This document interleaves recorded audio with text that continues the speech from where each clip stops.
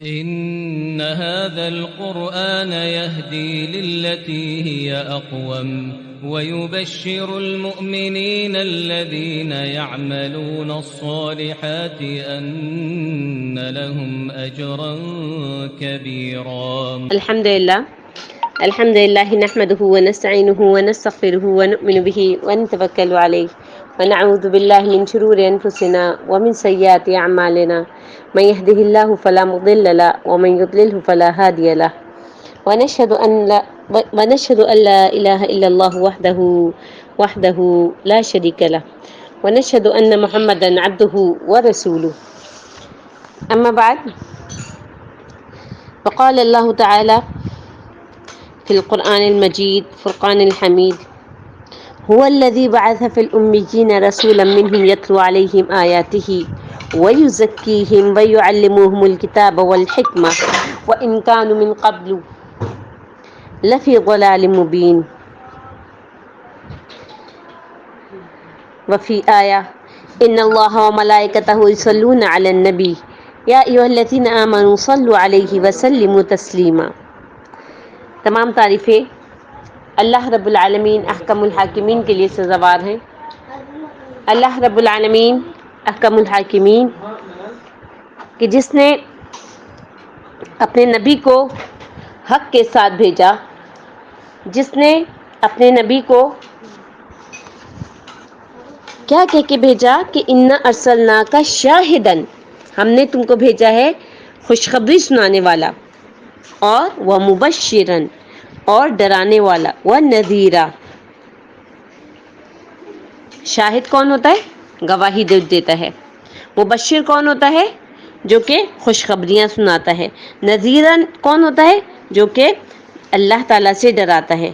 اور اس کے ساتھ ساتھ وداعین، داعی کون ہوتا ہے؟ جو اللہ تبارک و تعالیٰ کی طرف دعوت دیتا ہے. الی اللہ باذنہ وسراجا منیرا. اللہ تعالیٰ نے اپنے حکم سے یہ سارے کام کیے، اور اللہ تبارک و تعالیٰ کیا فرما رہے ہیں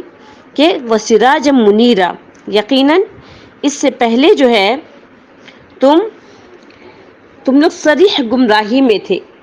تو اللہ تعالیٰ نے نبی کریم صلی اللہ علیہ وسلم کو کیا بنا کے بھیجا؟ روشن چراغ، سراجم منیرا، روشن چراغ. یعنی تمام خصوصیات، یہ تمام کوالٹیز نبی کریم صلی اللہ علیہ وسلم کے اندر اللہ تبارک و تعالیٰ نے جمع فرما دی. یہ سراجن منیرہ اور آفتاب نبوت جو ہے وہ ربیع الاول کے مہینے میں عرب کی سرزمین مکہ مکرمہ سے طلوع ہوا، اور صرف عرب ہی کیوں نہیں بلکہ اپنے نور سے سارے عالم کو جو ہے منور کر دیا. اللہم صلی علی محمد وعلی آل محمد. اس آفتاب نبوت کے طلوع ہونے سے پہلے دنیا کا گوشہ گوشہ تاریک تھا، حق و صداقت کی روشنی سے محروم تھا، رشد و ہدایت کا چراغ گل اور تہذیب و تمدن کا جو ستارہ تھا وہ غروب ہو چکا تھا. یعنی دنیا جو ہے وہ حق پرستی کے نام سے بالکل ناآشنا ہو چکی تھی. باطل قوتوں کا عروج تھا، ظلم پرستوں کا عروج تھا، فسق و فجور کا بازار گرم تھا. جگہ جگہ پر زنا کاریاں، شراب خوریاں، ہر طرف بس گناہ ہی گناہ تھے. لڑکیوں کو زندہ دفن کر دیا جاتا. خاندانی جو جھگڑے ہوتے اور جو دشمنیاں ہوتی، اس کا بدلہ جو ہے وہ نسل در نسل تک چلتا ہی رہتا.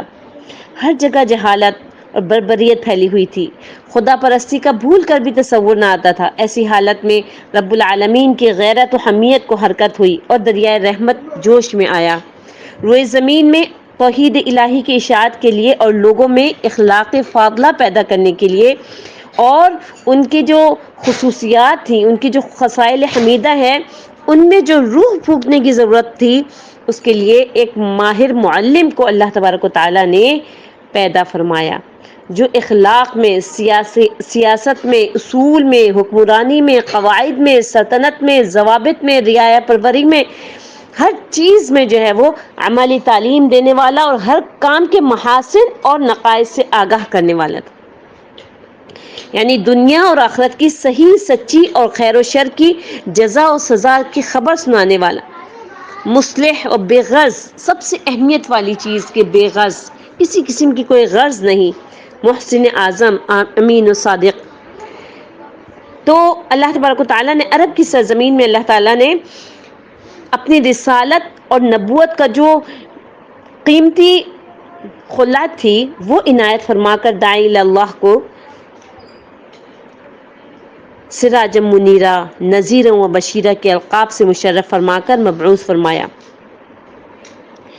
اس روشن چراغ کی روشنی چاند و سورج سے زیادہ مخلوق خدا جس طرح آفتاب اور مہتاب کی روشنی کی محتاج ہے، اس سے کہیں زیادہ اس سراجن منیرہ کی جو روشنی تھی وہ اس کی محتاج تھی یہ دنیا۔ یعنی اس چاند اور سورج سے دوسرا چاند اور سورج روشن نہیں ہو سکتا تھا، لیکن اس سراجن منیر سے بے شمار چراغ روشن ہوئے اور انشاءاللہ ہوتے رہیں گے۔ آفتاب جو ہے وہ صرف رات کی تاریکوں کو دور کر سکتا ہے، لیکن نبوت کا چراغ کفر و شرک اور عقائد باطلہ اور اخلاق ذمیمہ کی ظلمتوں کو مٹاتا اور ہٹا دیتا ہے۔ تو یہ آفتاب غروب ہو کر تاریکیوں میں چھپ جاتا ہے، لیکن چراغ نبوت کی جو روشنی ہوتی ہے وہ دن رات برابر بڑھتی ہی جاتی ہے۔ لیلھا کنہارھا۔ تو اللہ تبارک و تعالیٰ نے نبی کریم صلی اللہ علیہ وسلم کو وہ شخصیت بنا کر بھیجا کہ ان کی چمک سے دنیا نے تمدنی، معاشی، سیاسی اور اقتصادی روشنی حاصل کی۔ اس میں شک نہیں کہ ربیع الاول کا مہینہ نہایت خیر و برکت کا مہینہ ہے۔ اس کی نوی تاریخ نہایت ہی سعید و مسرت آمیز ہے،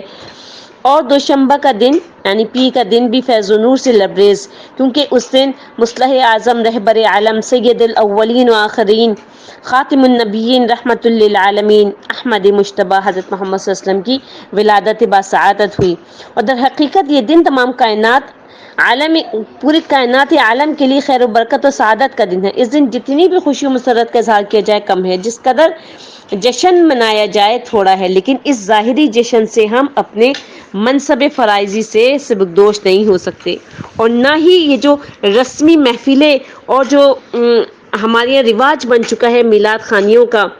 اس سے نبی کریم صلی اللہ علیہ وسلم خوش نہیں ہو سکتے جب تک کہ ہم آپ کے اسوائے حسنہ پر عمل نہ کریں اور آپ کی سچی تابعداری نہ کریں۔ نبی کریم صلی اللہ علیہ وسلم کی محبت یہی نہیں کہ سال میں ایک دن روشنی کر کے آپ کی ولادت شریفہ کا ذکر سن لیں،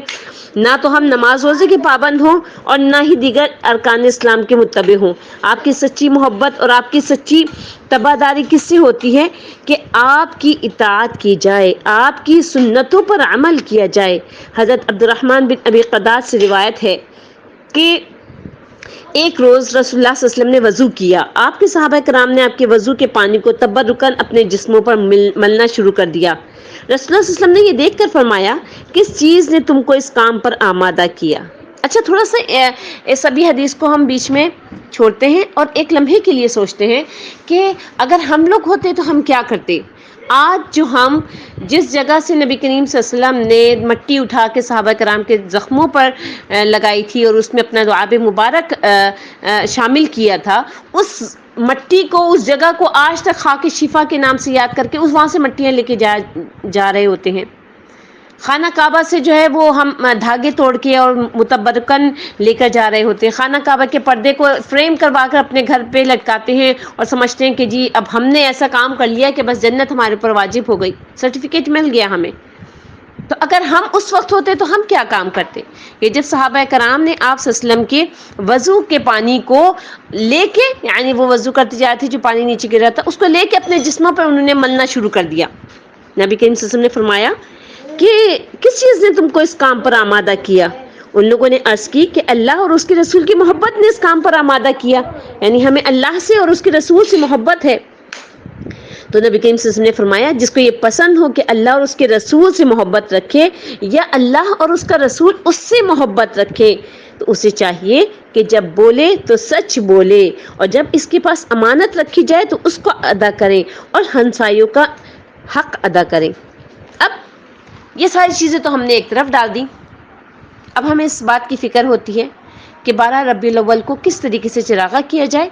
کس طریقے سے سجایا جائے، کس طریقے سے محلے والوں سے پیسے کلیکٹ کیے جائیں، کس طریقے سے جو ہے وہ کھانے پکوائے جائیں نئے نئے قسم کے، کس طریقے سے جو ہے وہ اس سجاوٹ پہ جو وقت ضائع ہو رہا ہے، جو پیسہ لگ رہا ہے، جو آپ کا جسمانی توانائی جا رہی ہے، وہ سب کس کھاتے میں لکھا جا رہا ہے؟ کیا نبی کریم صلی اللہ علیہ وسلم نے اس بات کا حکم دیا تھا؟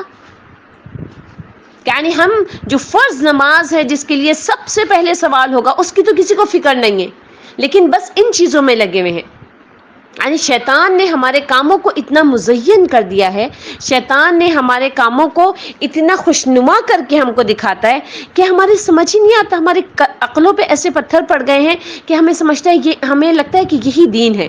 اگر ہم نے میلادوں کی محفلیں منعقد کروا لی، ہم نے اگر قرآن خوانیاں کروا لی، اگر ہم نے بڑے بڑے 4 ٹن کے اور 5 ٹن کے کیک کٹوا لیے، اٹ مینس کہ وی آر پرفیکٹ، بس ختم ہو گیا۔ اب ہمیں کچھ بھی نہیں کرنا، پورے سال اطمینان کے ساتھ سکون کے ساتھ گناہ کرتے رہیں، اطمینان اور سکون کے ساتھ اللہ تعالیٰ کے ساتھ جو ہے وہ دوسروں کو شریک کرتے رہیں، اطمینان اور سکون کے ساتھ لوگوں کی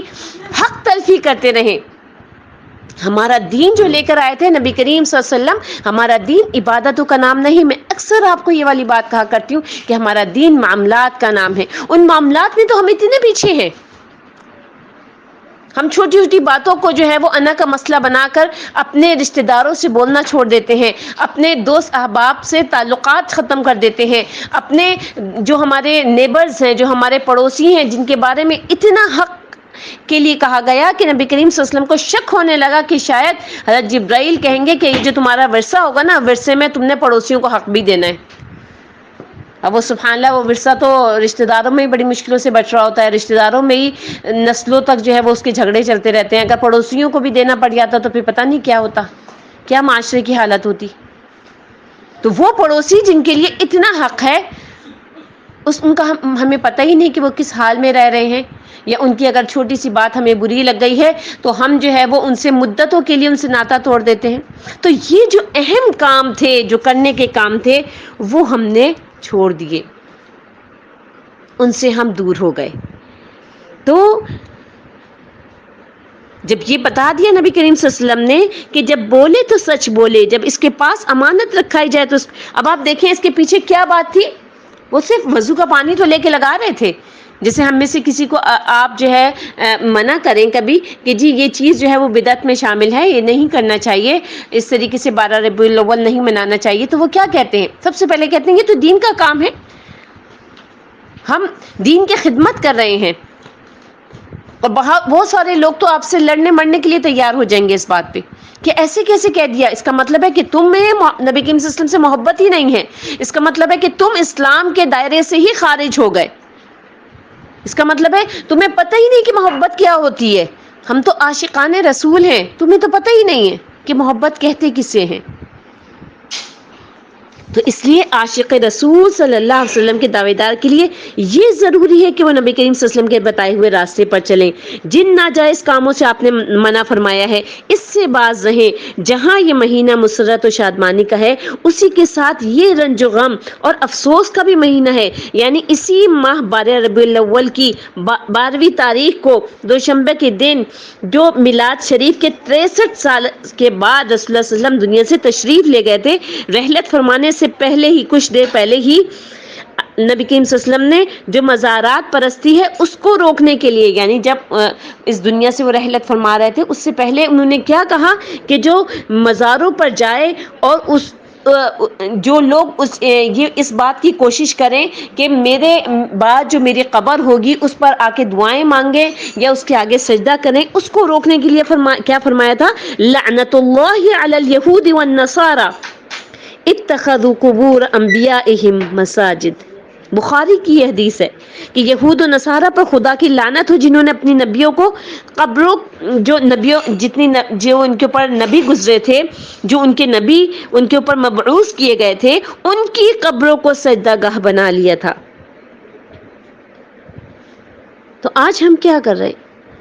تو ذات مقدس کی ہی طرف اشارہ کر کے کیا فرمایا؟ بنانا نہ تربت کو میری صنم تم، نہ کرنا میری قبر پر سر کو خم تم، نہیں بندہ ہونے میں کچھ مجھ سے کم تم، کہ بے چارگی میں برابر ہیں ہم تم۔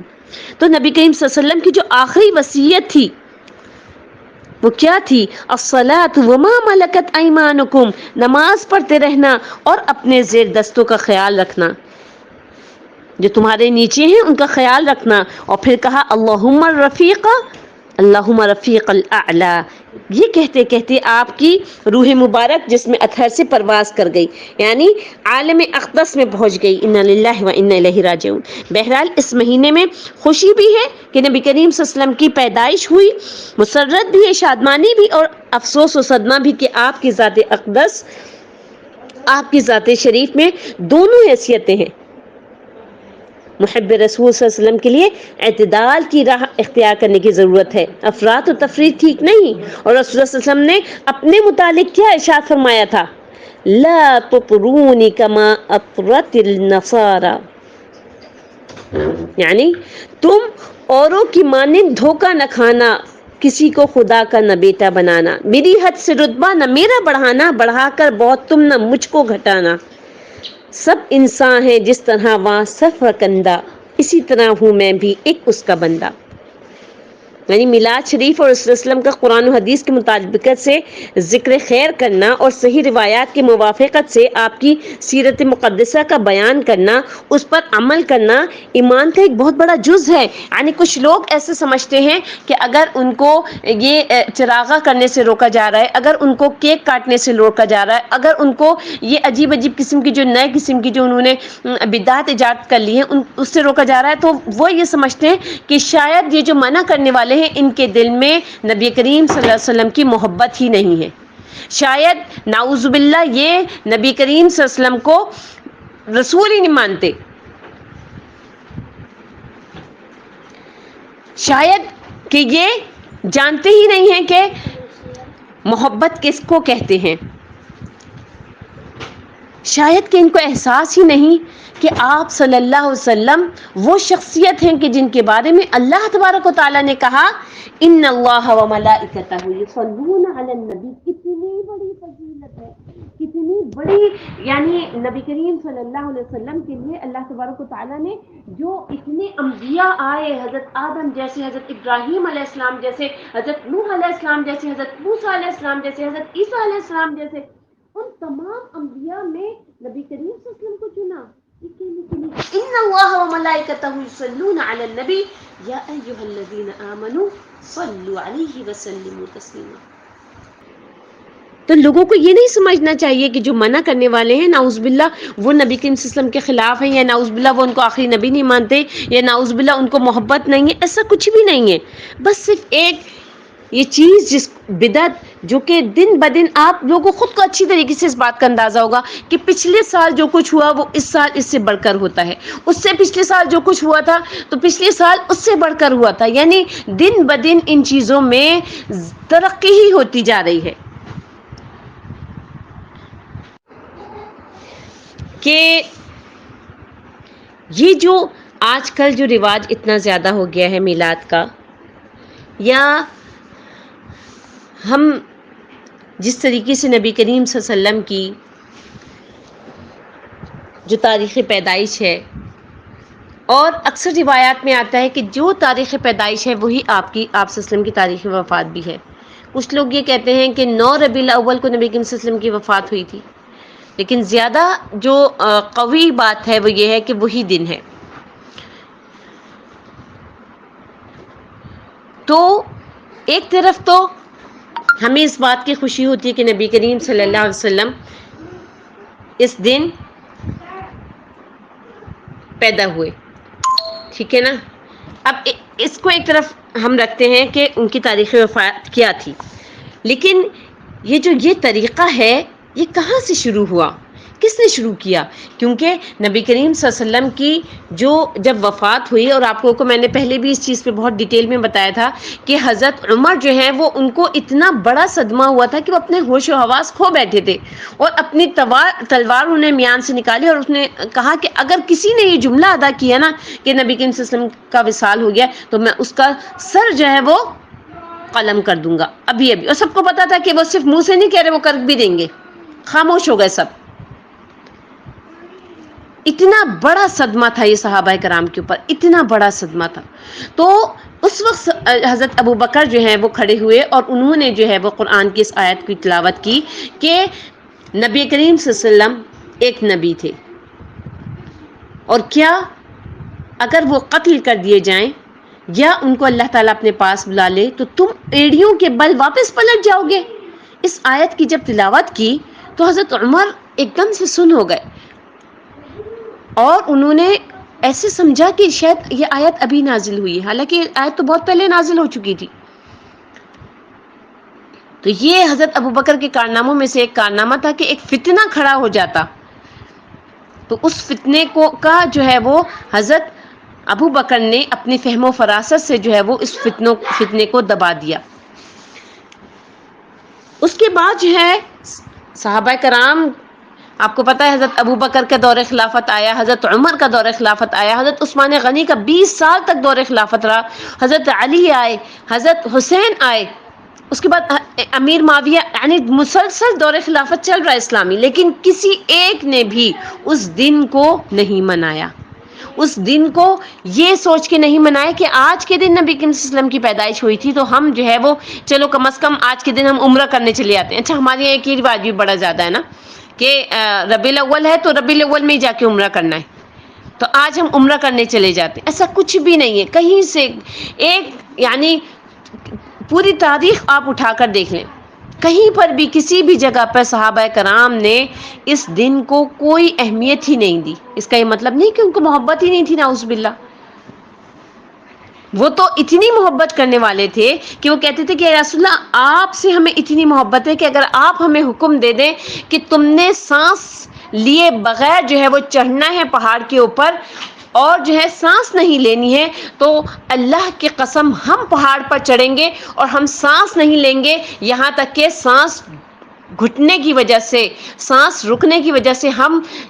گرنا شروع ہو جائیں گے پہاڑ پہ سے، لیکن اس کے باوجود ہم سانس نہیں لیں گے۔ اتنی محبت تھی، اتنی اطاعت تھی ان کے اندر۔ تو وہ صحابہ کرام،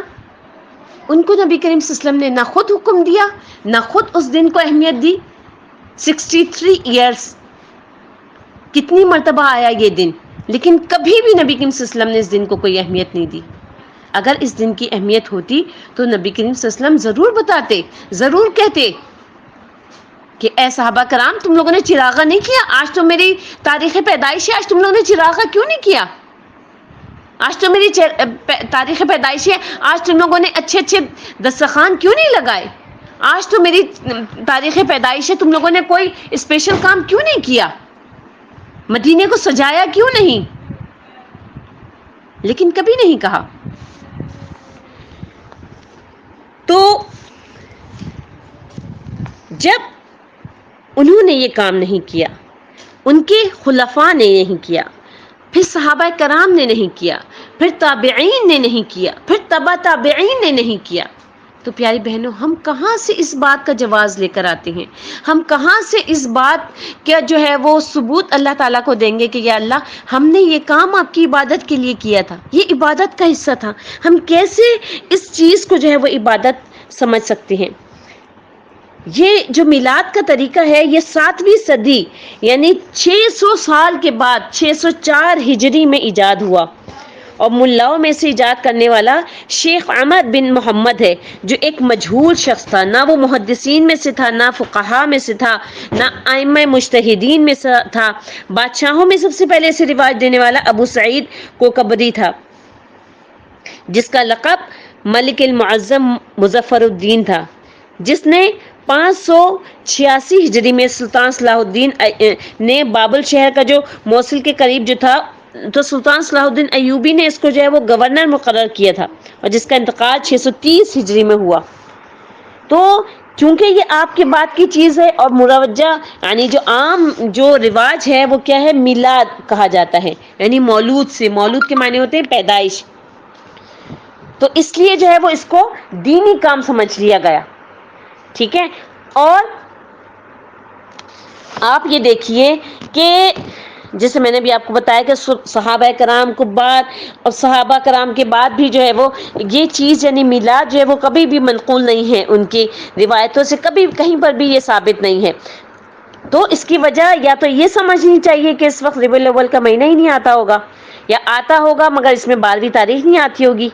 یا پھر آتی ہوگی لیکن ان حضرات کو ہم جیسی محبت و عقیدت نبی کریم صلی اللہ علیہ وسلم سے نہیں تھی، یا پھر بخیلی کی وجہ سے کام جو ہے وہ ان کو آتا ہی نہیں تھا کرنا، کہ ان کے اندر بخل اتنا زیادہ تھا کہ ہم کو کیوں اپنا پیسہ خرچ کریں، یا ڈھنگ سے کام نہ جاننے کی وجہ سے وہ اس کار خیر سے محروم رہ گئے، یا پھر ان بزرگوں نے اس کام کو بدعت اور ناجائز سمجھا، اور باوجود اس ماہ اور تاریخ کے آنے کے باوجود، بخیلی اور لا علمی نہ ہونے کے باوجود بھی ان حضرات نے دانستہ طور پر اس کام سے احتراز کیا، اسے پسند نہیں فرمایا۔ تو اس لیے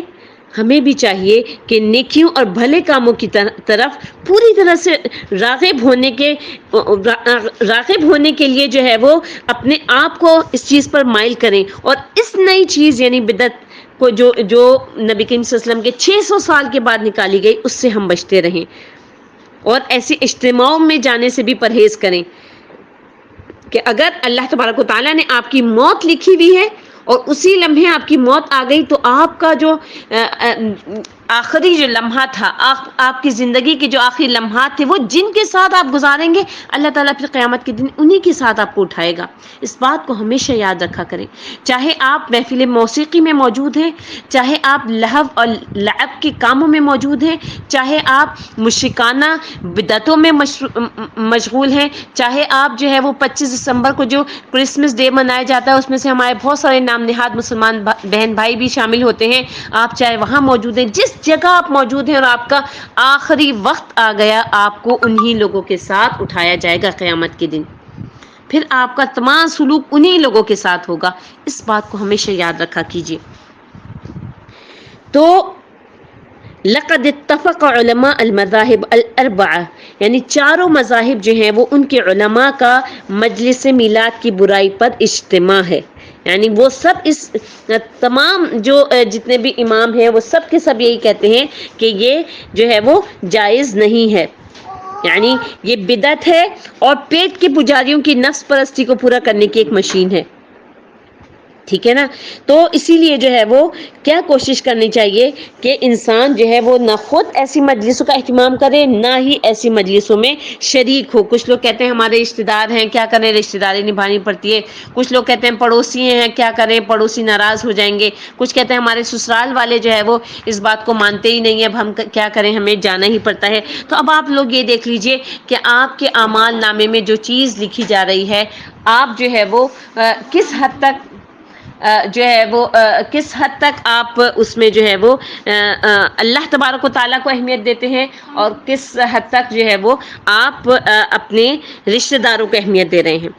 ٹھیک ہے۔ تو اس لیے جو ہے وہ ایسی مجلس ناجائز ہے، اس میں شریک ہونا جو ہے وہ گناہ ہے۔ اور خطاب فاخر جو ہے وہ یعنی آخر میں جو یہ کیا جاتا ہے کہ سلام کیا جاتا ہے، اور جو یہ سوچتے ہیں کہ نبی کریم صلی اللہ علیہ وسلم جو ہے وہ حاضر ہوئے ہیں، اور اس کے بعد جو ہے وہ ان کے اوپر درود و سلام بھیجا جاتا ہے، تو یہ تمام چیزیں جو ہیں وہ بدعت میں شامل ہوتی ہیں۔ تو اللہ تبارک و تعالیٰ نے سورۃ بقرہ میں کیا فرمایا ہے، قوموا للہ قانتین، یعنی قیام با ادب جو ہے وہ صرف خدا ہی کے لیے ہونا چاہیے۔ تو نبی کریم صلی اللہ علیہ وسلم نے اپنے لیے اپنی زندگی میں اپنے اصحاب کرام کو قیام کرنے سے منع فرمایا، چنانچہ حضرت ابو اسامہ رضی اللہ تعالیٰ عنہ سے مروی ہے کہ رسول اللہ صلی اللہ علیہ وسلم ایک مرتبہ لکڑی ہاتھ میں لیے ہوئے ہمارے مجمع میں تشریف لائے، تو ہم نبی کریم صلی اللہ علیہ وسلم کو دیکھ کر کھڑے ہو گئے، تو آپ صلی اللہ علیہ وسلم نے جو ہے وہ اس بات پر ناراضگی کا اظہار فرمایا، اور کیا فرمایا، لا تقوموا کما یقوم العاجم، یعنی مجھے دیکھ کر کھڑے نہ ہو جایا کرو جیسے بددین لوگ ایک دوسرے کے لیے کھڑے ہو جایا کرتے ہیں۔ تو حضرت انس رضی اللہ تعالیٰ عنہ سے روایت ہے کہ باوجود یہ کہ ہم کو رسول اللہ صلی اللہ علیہ وسلم سے زیادہ محبت کسی سے نہ تھی، یعنی ہمیں جتنی محبت نبی کریم صلی اللہ علیہ وسلم سے تھی اس سے زیادہ کسی سے نہ تھی، لیکن چونکہ ہم جانتے تھے کہ آپ کو دیکھ کر کھڑے ہو جانا آپ کو برا معلوم ہوتا ہے اور آپ نے اس سے منع فرمایا ہے، اس لیے ہم کبھی بھی نبی کریم صلی اللہ علیہ وسلم کو دیکھ کر کھڑے نہ ہوتے تھے۔ حضرت ابو بکر اللہ تعالیٰ عنہ جو ایک بزرگ صحابی تھے، ایک مرتبہ ایک مجلس میں آئے، انہیں دیکھ کر ایک شخص کھڑا ہو جاتا ہے، آپ اس پر ناراض ہوتے تھے اور فرماتے تھے کہ حضرت صلی اللہ علیہ وسلم نے اس بات سے منع فرمایا ہے، یعنی یہ اس کام سے بھی نبی کریم صلی اللہ علیہ وسلم نے منع فرمایا تھا کہ جو ہے وہ تم مجھے دیکھ کر کھڑے ہو جاتے ہو، تو مجھے یہ چیز جو ہے وہ پسند نہیں ہے، ٹھیک ہے۔ اب آپ یہ سوچئے کہ وہ لوگ جو کہ اب آج کل مجلسیں منعقد کرتے ہیں اور اس مجلسوں میں یہ سوچ کر کھڑے ہوتے ہیں کہ نبی کریم صلی اللہ علیہ وسلم جو ہے خود تشریف لے آئے ہیں۔ پیاری بہنوں، ایسی مجلسیں جس میں کہ بے پردہ خواتین ہیں، جس میں کہ عجیب عجیب قسم کے لباس پہنے ہوئے خواتین موجود ہیں، نبی کریم صلی اللہ علیہ وسلم ایسی مجلسوں میں تشریف لائیں گے؟ اور ویسے بھی یعنی آپ یہ دیکھیے کہ کوئی سینس بنتا ہے اس بات کا کہ اللہ تبارک و تعالیٰ نے نبی کریم صلی اللہ علیہ وسلم کو اپنے پاس بلا لیا اور اس کے بعد جو ہے وہ اب درود و سلام بھی ان تک فرشتے پہنچاتے ہیں۔ تو کیسے یہ لوگ سوچ لیتے ہیں کہ جو ہے وہ ہم جو ہے نبی کریم صلی اللہ علیہ وسلم ہماری مجلسوں میں تشریف لے آتے ہیں؟ تو اس لیے جو ہے ہمیں کیا چاہیے کہ ہم جو ہے وہ اپنی عقلوں کو استعمال کریں اور اللہ تبارک و تعالیٰ سے اس بات کے لیے معافی مانگیں کہ یا اللہ اب تک ہم نے جو گناہ کیا ہے، اب تک ہم نے جو ہے وہ جو ہم سے قصور سرزد ہو گئے ہیں، وہ تمام کے تمام جو ہے وہ جو بدعتیں ہم نے کی، اگر ہمیں نہیں پتہ تھا تو یا اللہ آپ ہمیں معاف فرما دیجئے، آپ ہمیں جو ہے وہ ہمارے نامہ اعمال سے ان تمام گناہوں کو مٹا کر ان کی جگہ پر نیکیاں لکھ دیجئے۔ تو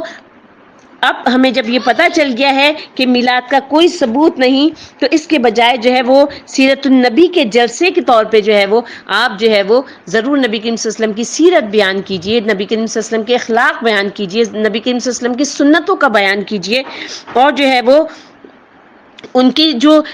لائی ہوئی شریعت ہے اس کے متعلق بیان کیجئے۔ لیکن جو ہے وہ یہ کام کرنا کہ ان کے نام سے کیک کٹوانا، ان کے نام سے چراغاں کروانا اور ان کے نام سے جو ہے وہ عجیب عجیب قسم کی بدعتیں، یہ تمام چیزیں جو ہیں وہ اللہ تبارک و تعالیٰ کے ہاں مقبول نہیں ہیں۔ اللہ تبارک و تعالیٰ سے دعا ہے کہ اللہ رب العالمین احکم الحاکمین ہماری تمام گناہوں کو، ہماری تمام خطاؤں کو، ہماری تمام غلطیوں کو معاف فرما دے اور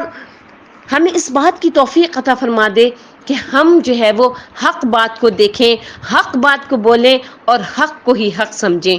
اور اس چیز پہ یا اللہ آپ مدد فرما دیجئے، کیونکہ کبھی کبھی ایسا ہوتا ہے کہ ایک وہ کام جو کہ ہم بچپن سے کرتے چلے آئے ہیں، ایک وہ کام جس کو ہمیشہ ہمارے آنکھوں نے دیکھا، ہمارے کانوں نے سنا، اس سے پلٹنے کا شیطان جو ہے وہ ہمیں کہتا ہے کہ کیسے تم پلٹ سکتے ہو، کیسے تم دین کی طرف آ سکتے ہو۔ تو اس لیے جو ہے اللہ تبارک و تعالیٰ سے دعا کیا کیجئے کہ اللہ رب العالمین احکم الحاکمین ہمیں اس راستے پر چلا دے کہ جو ہم ہر رکعت میں کہہ رہے ہیں اہدنا الصراط المستقیم، یا اللہ آپ ہمیں سیدھے راستے پر چلا دیجئے، یا اللہ آپ ہمیں سیدھے راستے پر چلا سکتے ہیں، آپ کے علاوہ اور کوئی نہیں چلا سکتا۔ تو اللہ تبارک و تعالیٰ سے ضرور دعا بھی کیجیے گا، اور اگر آپ کے آس پاس آپ کو کوئی یہ بدعت کرتے ہوئے نظر آئے تو اس کو ایک مرتبہ ضرور اس سے کہیے گا۔ لوگوں کے ڈر سے اللہ تعالیٰ کی حق بات کو چھپانا بے انتہا گناہ ہے، تو اس لیے لوگوں کے ڈر سے یہ نہ سوچئے گا کہ یہ پتہ نہیں کیا سمجھیں گے ہمارے متعلق، بلکہ آپ نے حق بات کو ایک مرتبہ صرف ایک جملے میں اور اچھی طریقے سے جو ہے وہ اس جملے کو ضرور ادا کیجیے گا کہ یہ چیز جو ہے وہ نبی کریم صلی اللہ علیہ وسلم کے سنت کے منافی ہے۔ سبحان ربک رب العزت عما یصفون وسلام علی المرسلین والحمد للہ رب العالمین۔ السلام علیکم ورحمۃ اللہ وبرکاتہ۔